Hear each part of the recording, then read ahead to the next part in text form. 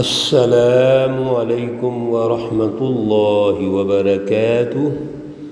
اعوذ باللہ من الشیطان الرجیم، بسم اللہ الرحمن الرحیم۔ وما كنت بجانب الطور إذ نادينا ولكن رحمة من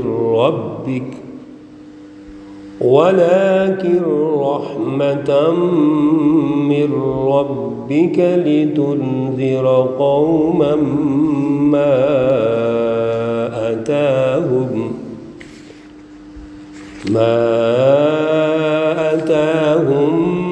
من نذير من قبلك لعلهم يتذكرون۔ صدق اللہ العلی العظیم۔ اللہم صل علی سیدنا ومولانا محمد النبی الأمی وعلى آلہ واصحابہ وبارک وسلم وصل علیہ۔ معزز سامعین و سامعات، سورۃ القصص پارہ نمبر 20، آیات مقدسہ نمبر 46، 47 اور 48 ہیں۔ اللہ رب العزت ان آیات کا فہم اور شعور عطا فرمائیں اور عمل کی توفیق اور صلاحیت عطا فرمائیں۔ گزشتہ درس میں کتاب مقدس تورات جو حضرت موسیٰ علیہ السلام کو دی گئی، اس کی اہمیت، اس کی خصوصیات، اس کے امتیازات کو اللہ رب العزت نے ارشاد فرمایا اور آخر میں فرمایا لعلہم یتذکرون۔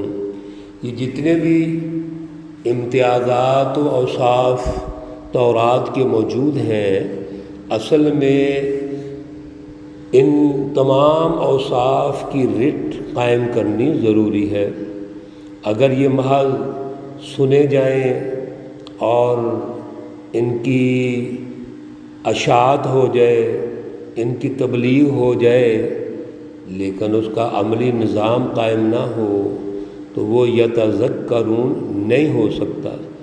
یتذکرون اس وقت ہوگا جب فکر، فلسفہ اور اس پر عملی نظام، اس فکر اور فلسفے کی عملاً رٹ قائم ہوگی تو پھر اصل میں اس چیز کو یاد رکھا جائے گا۔ ورنہ آج اپنے دور میں آپ دیکھ لیجئے، قرآن مقدس، قرآن مجید، آج اس کا فکر اور فلسفہ موجود ہے لیکن اس کی رٹ قائم نہیں ہے، جس کی وجہ سے آج ہم کتنا قرآن کو یاد رکھ رہے ہیں۔ آج تو کلام مقدس قرآن پاک ناظرہ نہیں پڑھا جا رہا، پڑھنا ہی نہیں آتا لوگوں کو۔ چاہیے جائے کہ اس کی رٹ قائم کریں۔ ہمارے 90% عوام کو پتہ ہی نہیں ہے کہ کلام مقدس قرآن کا پیغام کیا ہے، کیا اس کا میسج ہے، کس طرح اس کا عملی نفاذ ہونا چاہیے، اس کی رٹ کیسے قائم ہونی چاہیے۔ ہم بالکل اس سے بہت دور ہیں، اس کا شعور، احساس اور اس اعلیٰ فلسفی کی سمجھ ہی ہمیں نہیں ہے۔ اس لیے یاد رکھیے، اصل میں 4 جو آسمانی کتابیں نازل ہوئیں، اس میں تورات اور کلام مقدس قرآن پاک، اصل میں یہ ایک مکمل کتابیں ہیں۔ باقی زبور ہے، انجیل، یہ تو صحائف میں آتے ہیں، اور کتابیں بھی اگر ہوں تو اصل میں یہ 2 اہم کتابیں پہلے اور آخر میں جو نازل ہوئی ہیں، یہ درمیان میں جو آئی ہیں وہ انہی کو بیان کرتی ہیں، سچی تاریخ کو بیان کرتی ہیں۔ اس لیے کلام مقدس تورات میں اللہ نے جو اصول 10 دیے ہیں، 10 احکامات، وہی قرآن پاک میں اللہ تعالیٰ اس کو بار بار دہراتے ہیں۔ اللہ رب العزت حضور نبی اکرم صلی اللہ علیہ وسلم کو ارشاد فرما رہے ہیں کہ آپ سچی تاریخ کے وارث ہیں۔ تاریخی تسلسل کی اہمیت ارشاد فرمائی۔ اور آپ موسیٰ علیہ السلام کے وارث اور جانشین ہیں، لہذا آپ جتنا یہ قصہ واقعہ ارشاد فرما رہے ہیں اس کے پیچھے ہم نے آپ کو رہنمائی دی ہے۔ وَمَا كُنْتَ بِجَانِبِ الطُّورِ إِذْ نَادَيْنَا، آپ وہاں پر بھی طور کے کنارے پر موجود نہیں تھے جب ہم نے بلایا۔ وَلَٰكِن رَحْمَةً مِّن رَّبِّكَ، لیکن اللہ کا یہ انعام ہے آپ پر، لِتُنذِرَ قَوْمًا مَّا أَتَاهُمْ، تاکہ آپ ڈر سنائیں ان لوگوں کو جن کے پاس نہیں آئی، من نذیر من قبل کا، اس سے پہلے ڈر سنانے والا، لعلہم یتذکرون، تاکہ وہ یاد رکھ لیں۔ یہ یتذکرون کا پھر لفظ دوبارہ آ گیا جس میں اس بات کی اہمیت کو واضح کیا جا رہا ہے کہ انبیاء علیہم السلام کی اعلیٰ فلسفی اور اعلیٰ جد و جہد کے نتیجے میں اصل میں ضرورت اس بات کی ہے کہ اس کی رٹ کو قائم کیا جائے۔ رسول اللہ صلی اللہ علیہ وآلہ وسلم کو اللہ نے عربوں کے لیے، انسانیت کے لیے اور قیامت تک آنے والے انسانیت کے لیے رحمت بنا کے بھیج دیا۔ وَلَوْلَا أَن تُصِيبَهُم مُّصِيبَةٌ، اور یہ بات اگر کبھی ان پر آن پڑتی وہ آفت اور مصیبت، بما قدمت ایدیہم، جو ان کے ہاتھوں سے انہوں نے کمایا ہے، فَيَقُولُوا، تو کہنے لگیں گے، رَبَّنَا لَوْلَا أَرْسَلْتَ إِلَيْنَا رَسُولًا، اے ہمارے پروردگار کیوں نہیں بھیجا آپ نے ہماری طرف کوئی رسول، فَنَتَّبِعَ آيَاتِكَ، ہم چلتے آپ کی آیات پر، آپ کی نشانیوں پر، آپ کی فلسفی پر، وَنَكُونَ مِنَ الْمُؤْمِنِينَ، اور ہم ہو جاتے ایمان لانے والوں میں۔ اللہ رب العزت کی یہ بہت بڑی نعمت ہے کہ اللہ نے رسول اللہ صلی اللہ علیہ وسلم کو بھیج دیا۔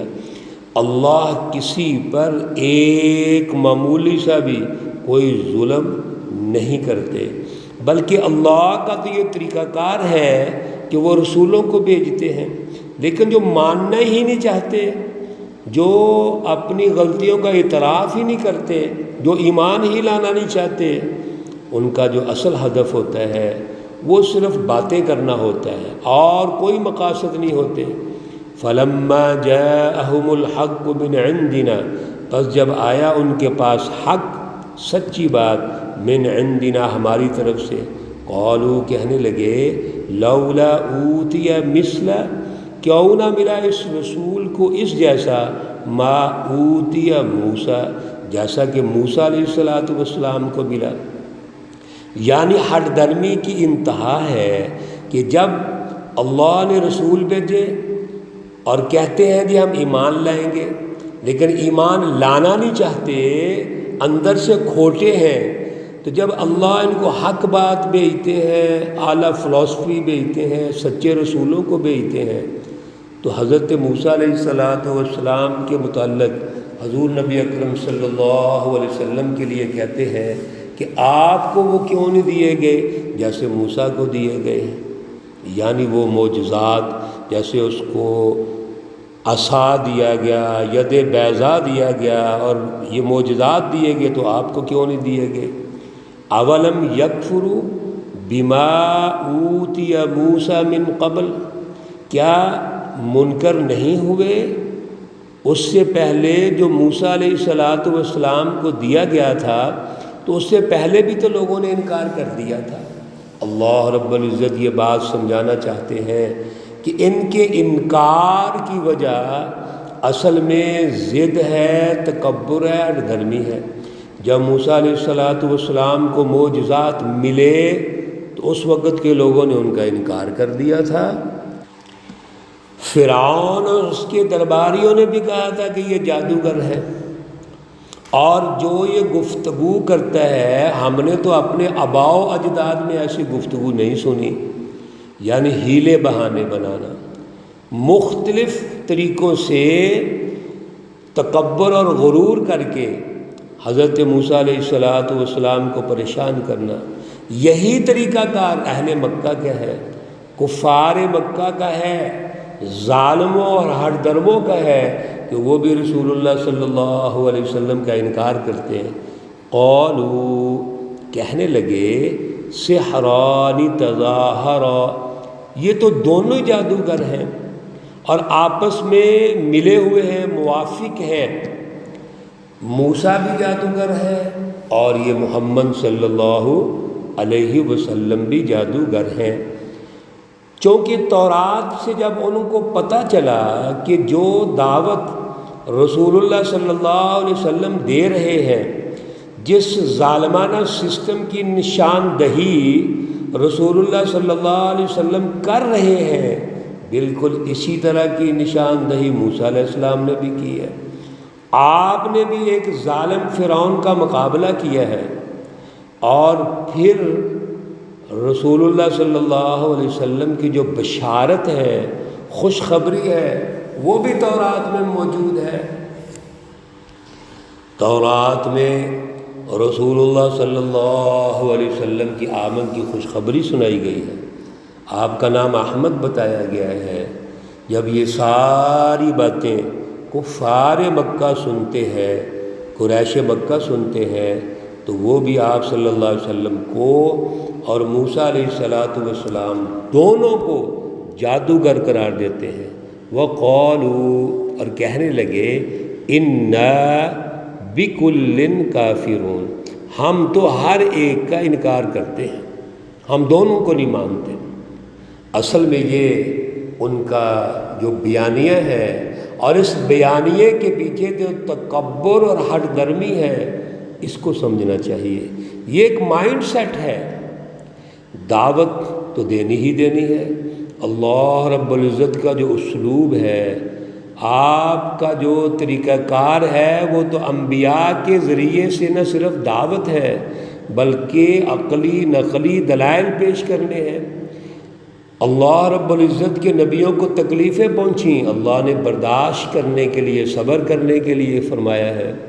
پھر انبیاء نے نہ صرف دعوت دی، انتہائی پیار کے ساتھ، نرمی کے ساتھ، پورا ماحول پیدا کر کے عوام کو، اس وقت کی اقوام کو قریب لانے کی کوشش کی۔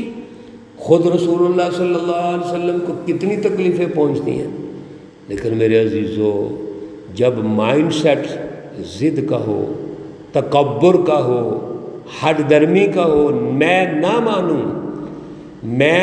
مانوں جب ذہن میں بیٹھا ہو، تو دنیا کی کوئی طاقت سمجھا نہیں سکتی۔ اللہ کی باتیں لوگوں کو سمجھ نہیں آئی، انبیاء کی باتیں سمجھ نہیں آئی، اصل میں اس کے پیچھے ضد اور ہٹ درمی ہوتی ہے۔ اللہ رب العزت ہمیں اعلیٰ شعور اور اعلیٰ نظریہ عطا فرمائے۔